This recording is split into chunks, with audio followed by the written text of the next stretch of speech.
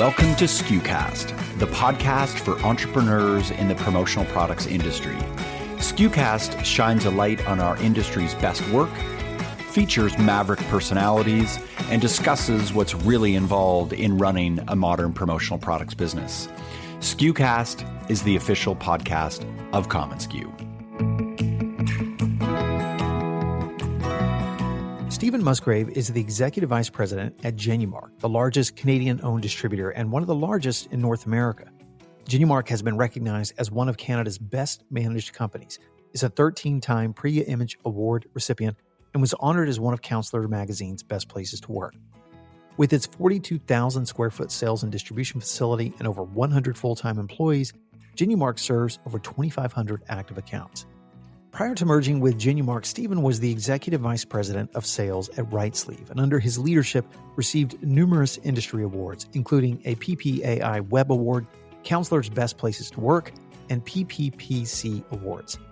As a musician and artist, Stephen brings a unique perspective to the business, developing a wide array of improvisational creative solutions for his customers, while building a bold, imaginative team in one of the most respected distributor companies in the industry. And now, Canada's elite team of pros at Genumark have made a major expansion into the U.S., recruiting one of the industry's most revered sales leaders, Johanna Gottlieb, who is now Genumark's Vice President of Business Development.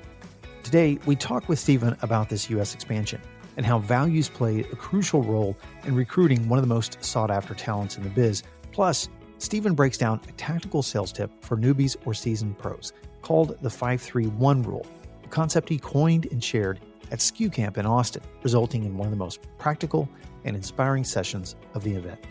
Hi friends, I'm Bobby Leahew, Chief Content Officer at COMMONSKU. Hey, before our chat with Stephen, you might heard the news that SKUCon, our signature event held in Las Vegas on January 14th, is 95% sold out.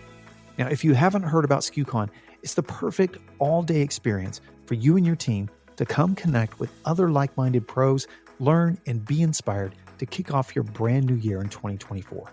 Join Denise Taschereau, Danny Rosen, Jonathan Isaacson, Jeremy Lott, and Joey Coleman, author of the book Never Lose a Customer Again, plus even more inspiring and challenging talks.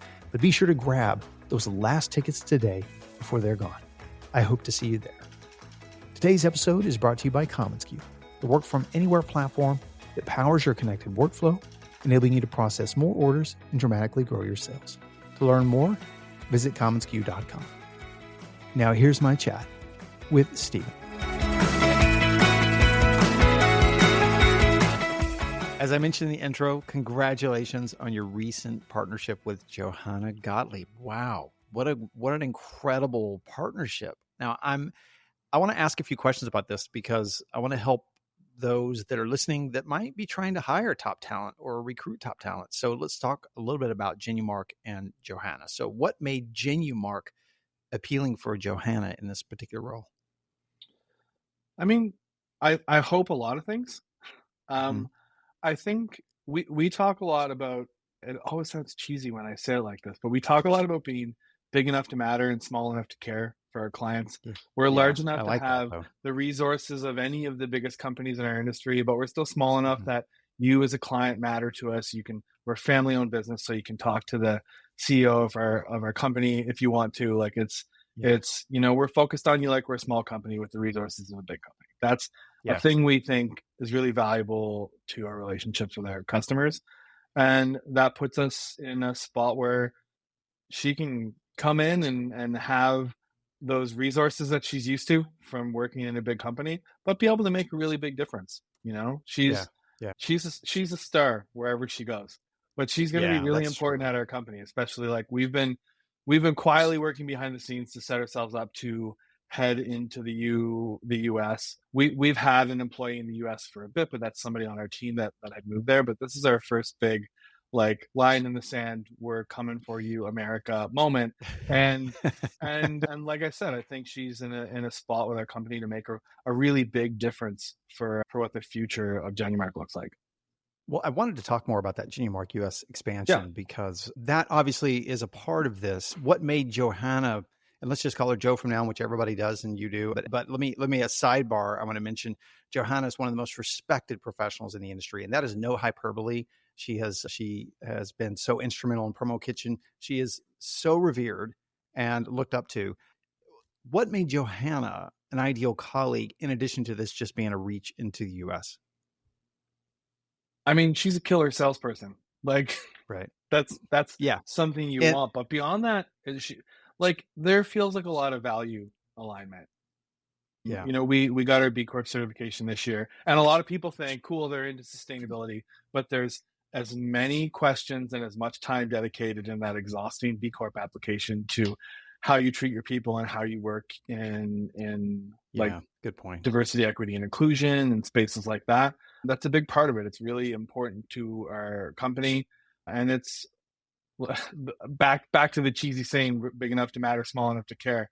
I always say the third thing is that, and this is what we care about as we like move into this ESG era of our company with the B Corp certification. And Johanna's an amazing salesperson who has a ton of experience and would be valuable and fit in well, I'm sure, at any company. But I think with this direction we're headed in around, like I said, being a little bit more values driven, she's big on that as she is on making great products for amazing clients. So I think that was the most exciting like part of this conversation for me, is that opportunity to get, we're trying to hire around our core values first and hard skills second, and she checks every core values box we have. And then the hard skills are there to back it up. This adventure into the U.S.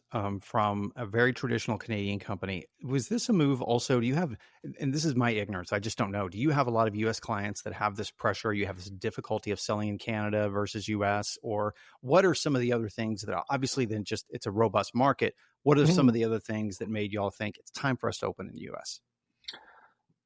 Robust market is a big part of the decision. We don't have a lot of U.S. clients that are pushing us to do this. We want to expand with new U.S. clients. In my early days of my career at Right Sleeve, I would tell clients that my specialty was working with the Canadian office of U.S.-based tech companies, because the U.S.-based tech companies don't care enough about their Canadian office. So I'm your guy on the ground in Toronto, getting you, et cetera, et cetera. That's a big part of my sales pitch. So we do have a lot of Canadian clients that are parts of larger U.S. entities that we'd love to work with the U.S. side and haven't as much. But ultimately, there's a lot of opportunity in the U.S. There's, you know, anytime I have worked on clients, a single client on both sides of the border, just like our population count, the sales are usually about 10 times bigger in the U.S. than they are in Canada. Right. There's just much more opportunity. But beyond that, we have a tremendous amount of expertise. Like we're not just slapping logos on things. We've got some pretty big niche. Sorry, we're coming to the US. We've got some big niche sales areas. Thank you for that. We work in, like we do a lot of work in the sports space. We do a lot of, I'd say the best in the entire industry at doing uniforms, and we're great at summer camps. Like that some of those kind of niche industries that we focus on. We just have, I think, expertise beyond anybody else. And we've been holding that up in Canada. It's time to let it spread out a little more. And ultimately, U.S. suppliers have a harder time selling in Canada. It's been a boon to us for years. That's why I was so successful with all those tech companies. They have a harder time selling in Canada because it's a small market and they haven't taken the time to learn how to sell in Canada. But we're sitting up here in little old Canada, and a lot of the stuff we have to do for our clients has to come from the States anyway. So the nature of our business required us to be able to work well on both sides of the border, whereas U.S. companies don't. So now we're just in a position to be a truly North American option for people, because we're already good at this. We just haven't been telling Americans about it as much. So this makes a lot of sense, because on one hand, Joe, to oversimplify things, Joe is an incredible hunter salesperson, right? But she's also obviously incredible at taking care of clients. At SKU Camp, you shared one of the most popular talks, and people raved about it. You said that most companies are not doing nearly enough to work to build business with the clients they already have, and that's the work of the farmers. And your whole presentation was on sort of the underappreciated role of the farmer in the business. Now, you distinctly are hiring both hunters and farmers. But Mm-hmm. for those that are listening, maybe they're fairly new to the business. What's the difference between a farmer, a hunter, and then just an order taker? Yeah, so the hunters are doing the exact thing we were just talking about us doing in the US. They're knocking on doors, they're trying to bring in new business, they're getting the doors slammed in their faces, and then they're knocking on another one. You know, that we all know it's that idea of a salesperson. And then order takers are the people sitting in your office or at their homes, depending on how you're handling the post-pandemic world. Just like people want to buy shirts, they say, what shirts do you want to buy? Send me your artwork, I'll put it on. Which by the way, most of us think we're salespeople when we do that, but that's not really what that is. Yeah, and doing that well. I don't even have a lot of shade to throw at. That's good. Order takers. Yeah. It's a hard. Anybody that does hasn't like been refreshing a tracking number on a Friday afternoon at 4:30. just getting it right. I love your perspective. It is hard. That. Yeah, it is hard to get right. There's a lot of things to manage, a lot of moving parts. It is a very difficult job. Great point. But I see this space in the middle when at SKU Camp I was talking about farmers, of teaching your order takers these moments when they're taking orders to ask better questions and think more strategically to grow the business with the client that you're talking to take advantage of this relationship you have. There's already some trust in you. They're buying things from you, but how do you build the relationship more and provide more value to them through asking better questions and fitting those into kind of a bigger strategic plan for how you want to grow that client? So now it's like we have these three layers. We have hunters, farmers, and then we have the order takers, which could be under production, which those roles, as you mentioned and corrected me, are very valuable. Mm-hmm. How do we get order takers, folks that are order takers, to become farmers? You shared something about the 5-3-1 rule. Can you talk about how in your organization you try to take folks that are in an order taking role and you want to elevate their experience with the client to include more of a proactive selling approach? Yeah, so a bunch of people talk to me about the 5-3-1 rule. Actually, there's probably some people at our company that are listening to this right now, and I'll be like, I don't know what he's talking about, but when I start to talk about it, you'll know what it is. I as I started planning things out for my SKU Camp talk, I was like, if you do, like, now I have like a 5-3-1 with a little TM after it. You had to code it. Yeah, you had to codify it, right? For a talk, you had to people codify that have worked with me for years are like, oh yeah, this old thing he's talking about. So that's the idea, that in these transactions, there's there's lots of types of questions you can ask, but if you think of three types of core questions, the first being things you need to do to build the product that the client's talking to you about. I need water bottles here on this date at this time with this artwork on it. There's like the 5 questions you need to ask. I basically just said them.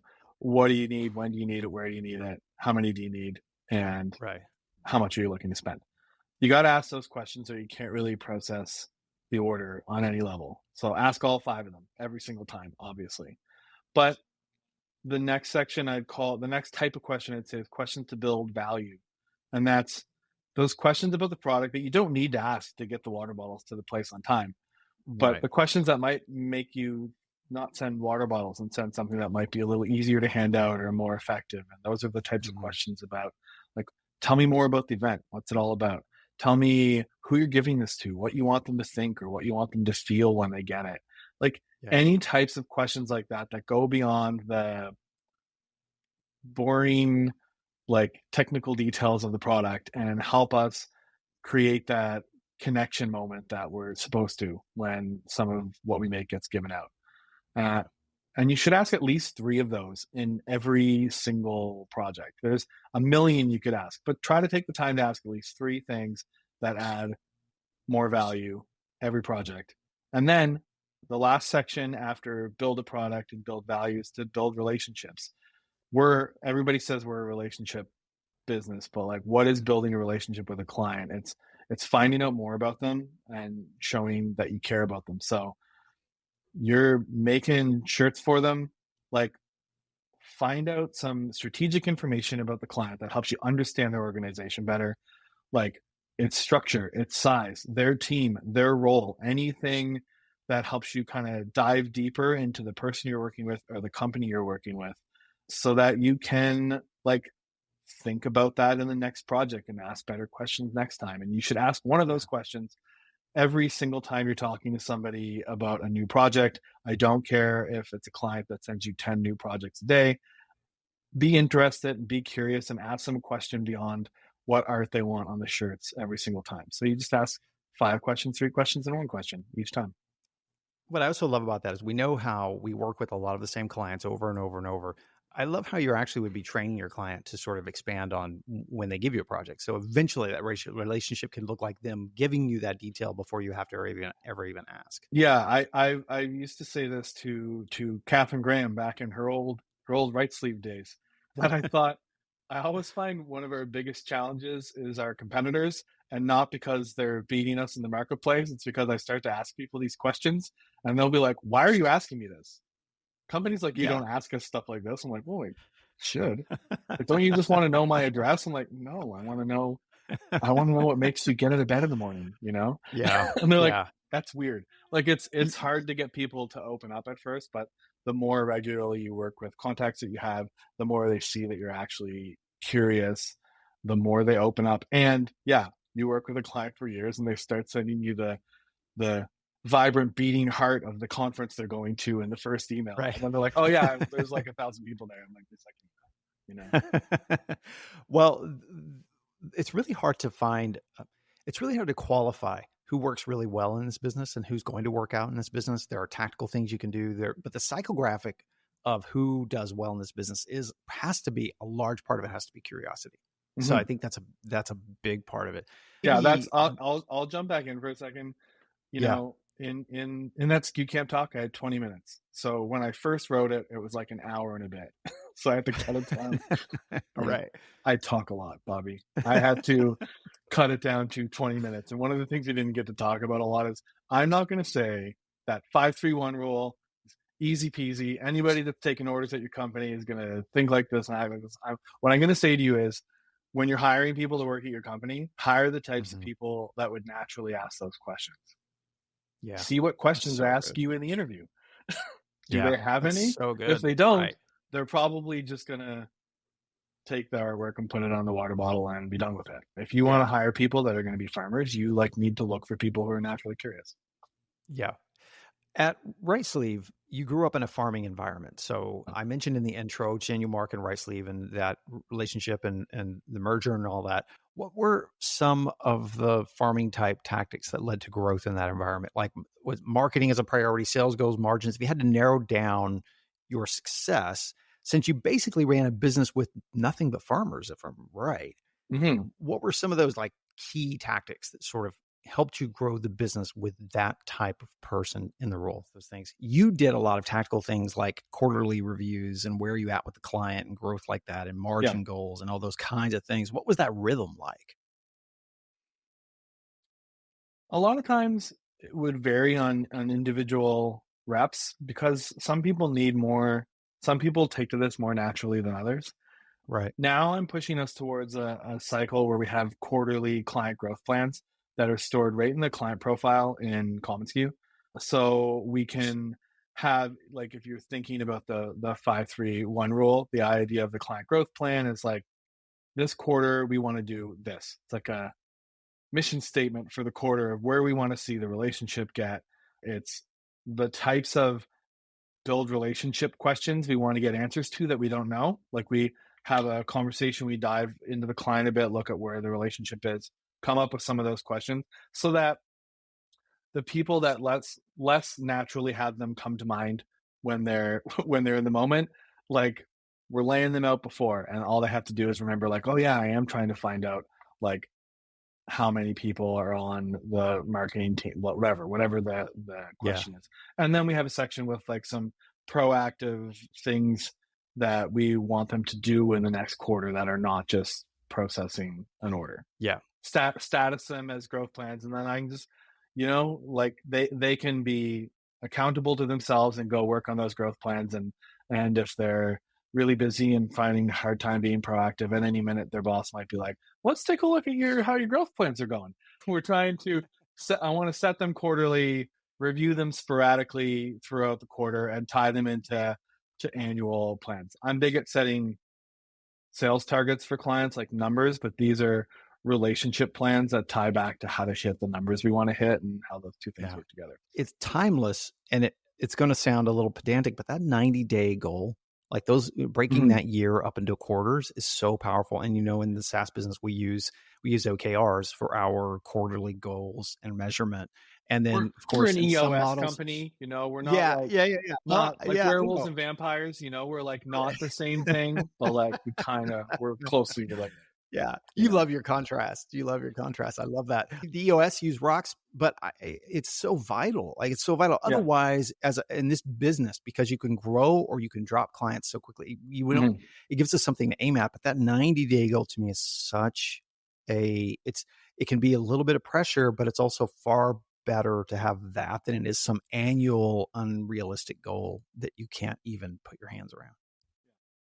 Yeah, that's some of the idea of this. Even I just did one of these deep dive sessions and built out a client growth plan with one of the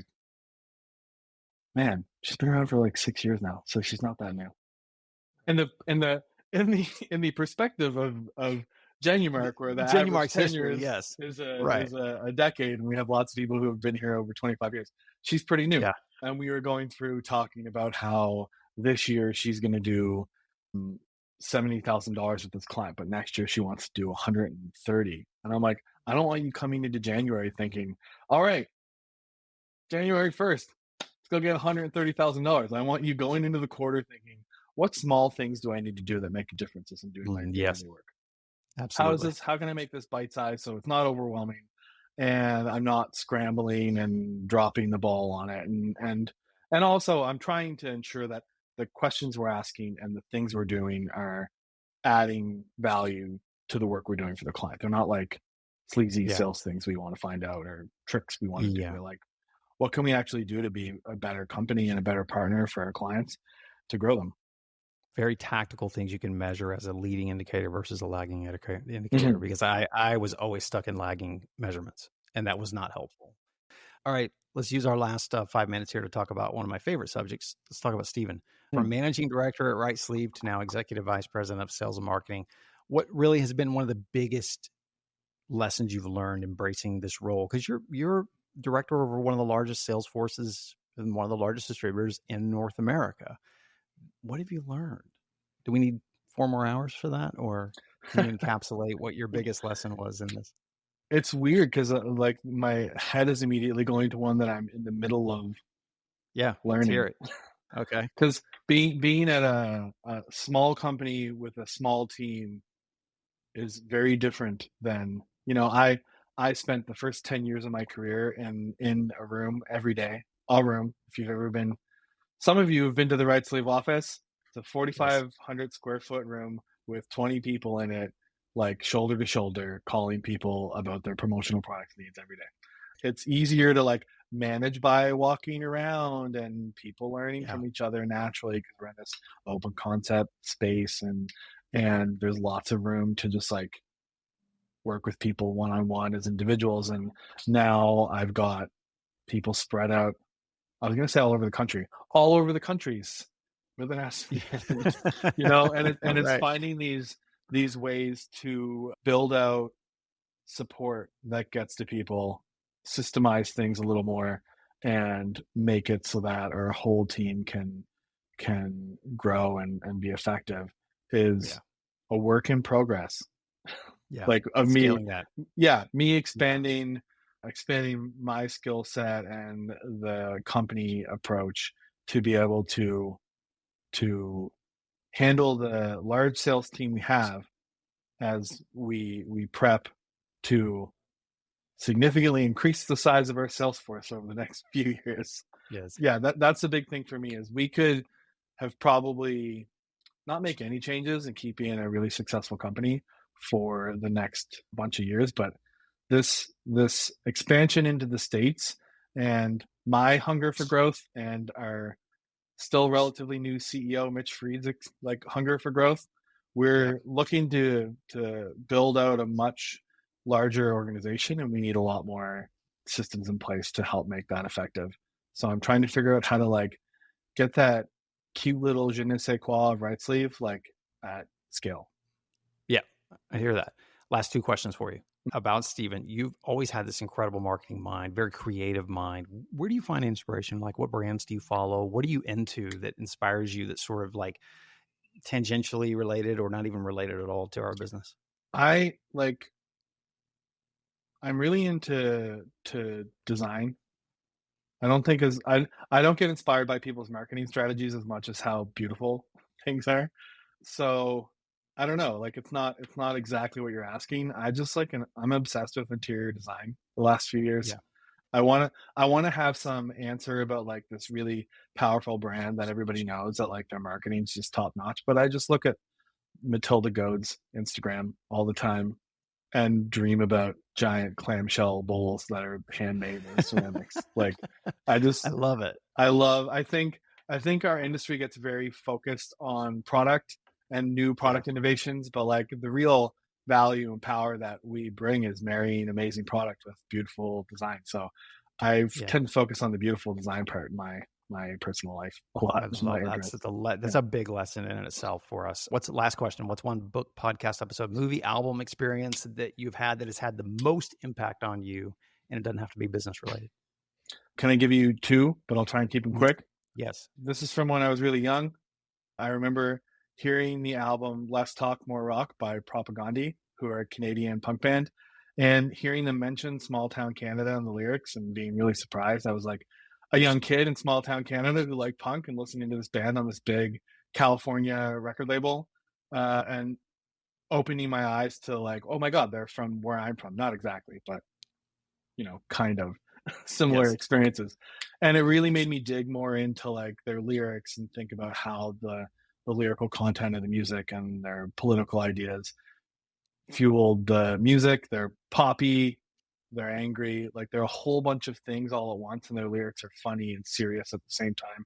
You said before, I like contrast, like this is really about like this juxtaposition of these far opposite sounds and feelings. But then also I'm mentioning it because my talk at SKU Camp was the Vegetarian's Guide to Promo Sales, and that's the album that has a song about animal rights that first made me go like, what's this about? When I was a teenager, and it took me a few years to really come around to it, but now I've been vegetarian for like 23 years. So it's a core piece of art that changed the direction of my entire life. That's amazing. And then more on point, I'm really into, is it Infinite Mindset or The Infinite Game? The Simon Sinek book about infinite mindsets from the last couple of years. I heard him on a podcast talking about it, about people with infinite mindsets versus people with finite mindsets who look at things that have an end date and a winner and a loser and set rules and players. And I'm not that kind of person. Everything's infinitely expanded in front of me. The rules are always changing. And it really helped me understand a lot of people I work with and how we think about things differently, and help me relate to people a little differently. So Simon Sinek, his work on infinite mindset in the last couple of years has been really interesting. It's awesome. Stephen, thank you, my friend. Thanks for joining us. Thanks for that amazing talk at SKU Camp, and congratulations with the partnership with you and Joe. And we wish you all the best. Thanks for having me on to chat.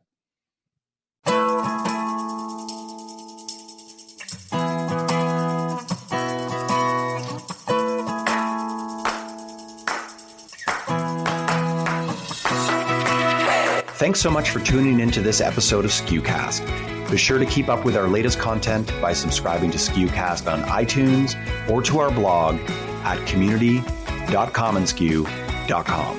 Until next time, friends, thanks so much for listening.